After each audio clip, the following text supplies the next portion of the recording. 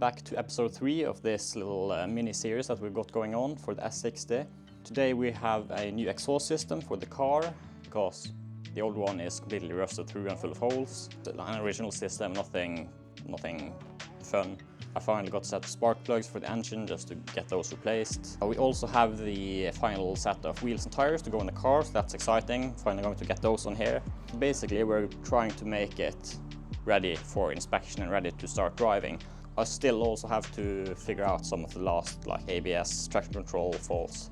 So we're going to hook up Vida and see what codes we have. We still have of course the roof and the bonnet, which is dented in and all of that. The bonnet is definitely not saleable. I'm gonna get a new one, hopefully. The roof is unfortunately not very easy to replace.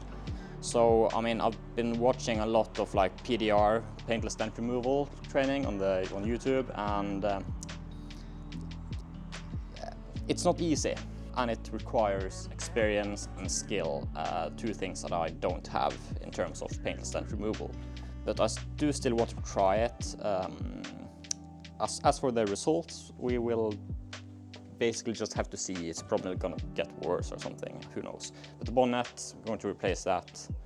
And yeah, the plan for today is to get the car on the road.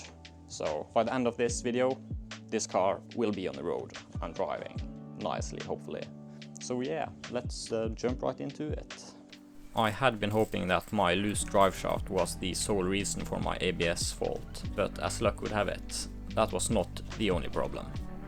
So going into Vida, it was complaining about a mechanical fault in the ABS sensor, which led me to investigate further, and what I found was that as the drive shaft had been moving around inside of the wheel hub, the ABS ring had been rubbing up against the ABS sensor, which meant that there was a part of the sensor which was ground down.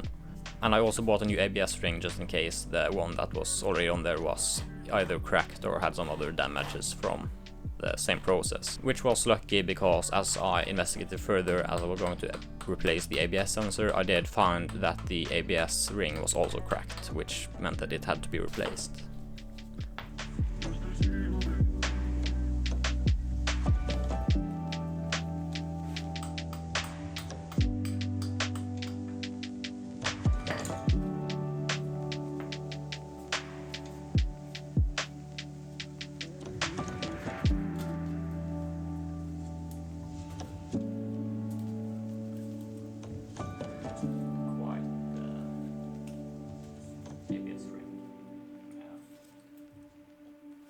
Well, out with the old and in with the new.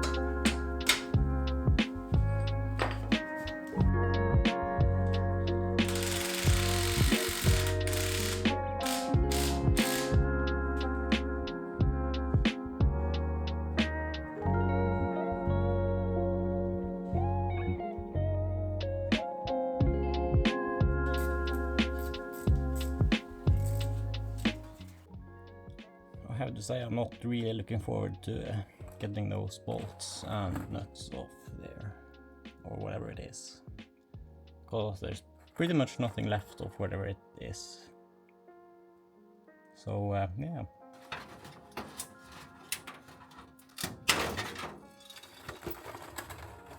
I mean, we are just going to have to cut it off. There's literally no other way to do this.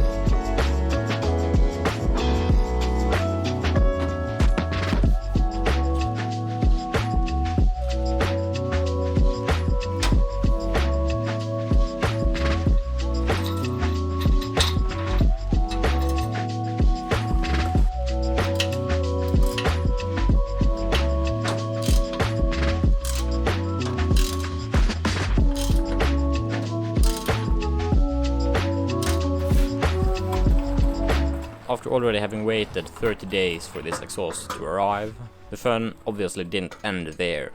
The exhaust obviously didn't come with any of the necessary hardware, like bolts, nuts and clamps. So I had to use some random clamp that I had laying around, which was definitely not up for the job. So this part was annoying, to say the least.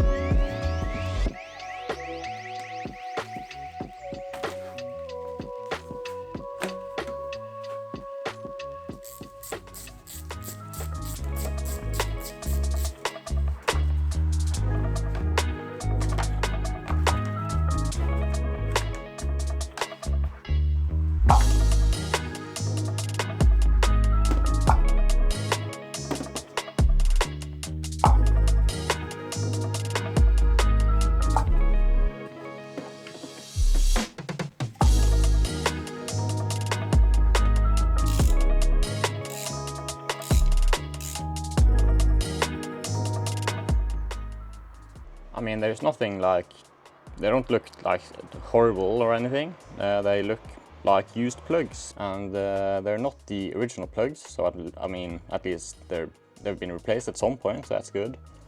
Not a brand I recognize though. Iridium by Brisk Premium P3. They're plugs, they work. Now we're gonna have new plugs that work even better, hopefully. They are just a bit covered in oil and stuff. That will be because of the PCV stuff that's going on with these engines. And yeah, I mean, none of them were like filled with oil, so there's no like extreme danger signs, only like mild danger signs. That's and also, of course, we do know that this PCV hose is completely gone, so still have to replace that. Only problem is that replacing just that hose requires taking off the inlet manifold, so that's not something I look forward to doing. But anyways, for now it's the plugs, so let's get these new ones in there. These plugs are definitely for this car. So like, does that mean that the old plugs were kind of different, or like what? I mean, they're much longer than these new ones from Bosch. Interesting. I guess, I mean, I don't think there's been any contact, because like you would have noticed, but they're definitely a lot longer. So, and also these new ones are platinum plugs, while these are iridium. So, I mean, I don't know enough about these things to tell you what the difference would be, but yeah, there it is.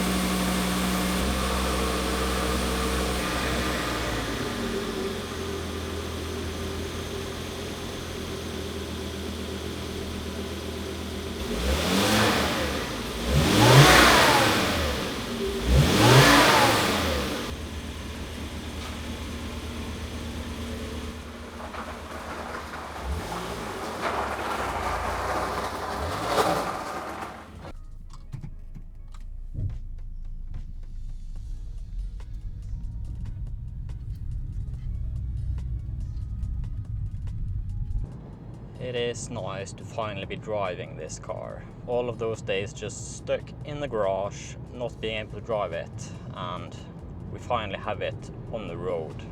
I just had the car inspected, so it's fully road legal, and they didn't have a single notice on the car. And finally driving this car is really nice, just going back and forth to work, which is like 10 minutes each way for me. So the engine is nice and warm by the time I get there, and just all the diesel problems that I've had before, or like potential problems, are just non-existent. So having this car finally in action is just so nice. And it's even decent to drive. I mean, it is definitely more of a comfort car compared to all of my other cars, which are more sporty cars. Whereas this one is completely comfort oriented. I mean, the suspension is pretty much like a boat, so like, but I mean, it is comfortable, so there is that.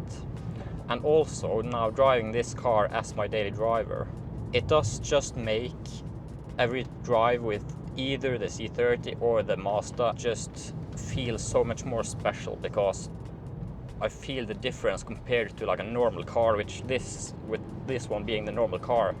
I mean, the RX-8 is like obvious, like it's just a machine.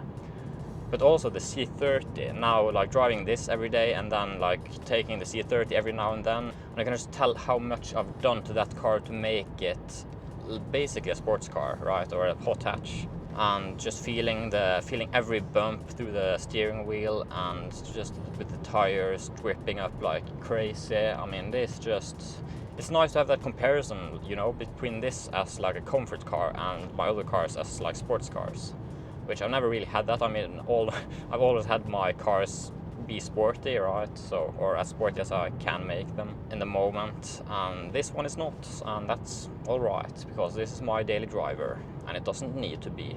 So, ride's nice, it's comfortable, it's definitely not sporty, but even we have a new exhaust in the car. It is just a completely OEM spec exhaust, so it's like nothing special, but still hear the 5-cylinder. Of course, it's a petrol 5-cylinder, so you're going to hear it, right? And yeah, I mean, it is automatic. I mean, I can't really do much about that. You still get that nice 5-cylinder sound as you step on the throttle, so that is very nice. And these wheels, I think they suit the car really well with the color and everything.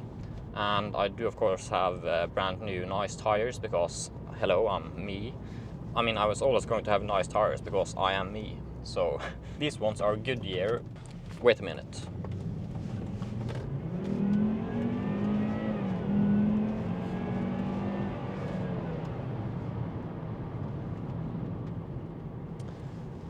Resume. These ones are Goodyear Eagle F1 Asymmetric 6 tires. So unfortunately, it doesn't seem like Goodyear is going to release a follow-up to the Eagle F1 Supersport, which is at the moment my favorite tire. So that's a bit sad, but they do have the Asymmetric 6, which replaced the Asymmetric 5. And I mean, they are just a really well-rounded tire, which, I mean, they're pretty much good at everything. Of course, by the sheer nature of tires, you can't have a tire that is the best at everything, but this is like the best compromise for a daily driver in terms of wear, grip, handling, like steering feel, all of that. I think this is pretty much the best, and price also. It's a pretty good value on these, so it is just a really nice package.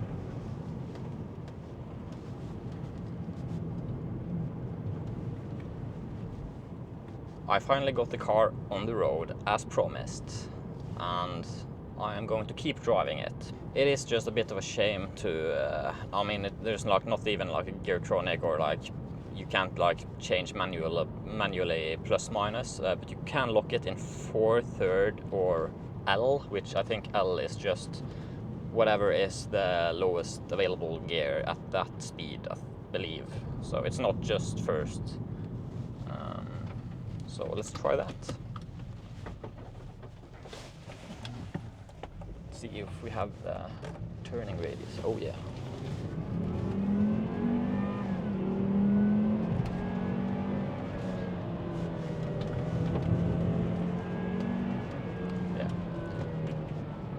think L is the lowest available gear, yeah. You can figure that one out pretty quickly. But like, if I do this, well, that's actually pretty good.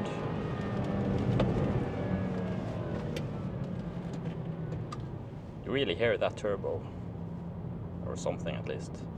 I mean, the car is not newly cleaned, but I'm gonna try to get some nice shots of the car anyways, just for your enjoyment and mine, I guess.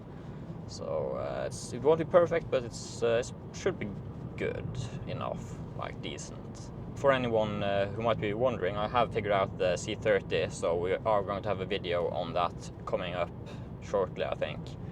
So stay tuned for that, and yeah, I guess I'll see you in the next one. Goodbye.